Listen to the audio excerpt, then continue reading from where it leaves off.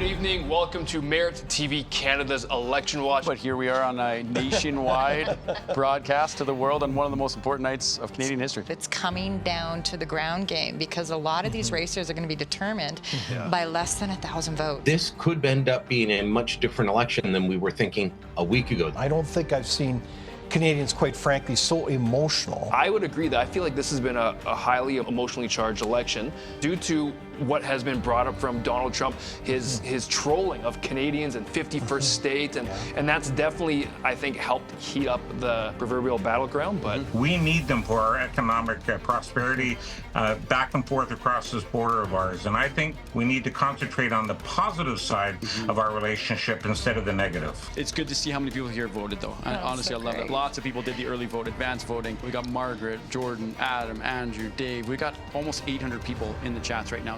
The Bloc Québécois is obviously the big factor because if they do well, then they can really cut into the Liberals' chances for majority government. There's a collision course of policy here that has to be vetted and understood because there's huge consequences here in terms of the future ability of provinces to be able to thrive. I've never seen anything like this before in 35, 40 years of watching elections. We are really divided, and I think it's media, I think it's politicians who are doing it, and it's very, very dangerous. And whatever happens tonight, this needs to be fixed. It needs to be priority one. And I haven't heard a single politician say what I just said. obviously we want to be prudent and we do want to be wise with our planet as well. Like, Indeed. No doubt. If we care enough about the environment, we need debate more than ever.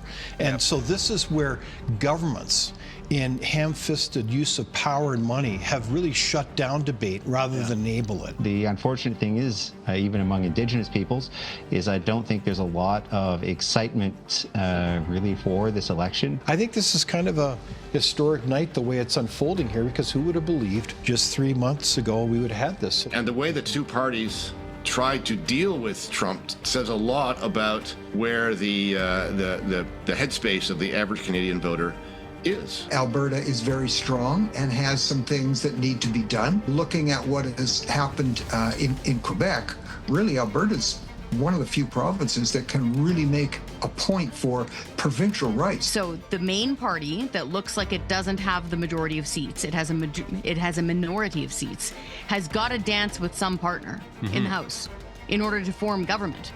So Mark Carney will have to sit down with the Governor General and say, this is my dance partner. And if his dance partner is a separatist party in the middle of a national unity crisis, I don't see how he's able to keep confidence in the House.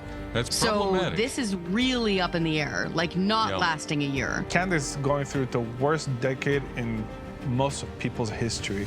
And the fact that this is not what the real focus is quite astonishing in itself. Now, former NDP leader Jagmeet Singh, he has officially stepped down as party leader of the NDP after losing his seat in the House of Commons. The tactic there is he's trying to appeal to the people that would normally want to vote for him. Whether it works or not, I don't know, because it's pretty disingenuous. This was an election that you would have thought, given what's happened over the past decade in this country, to our productivity, to our prosperity, to our freedoms, to all kinds of things, you would have thought that this would have been the election where people would have said, well, let's try something else. My purpose in politics is and will continue to be to restore that promise.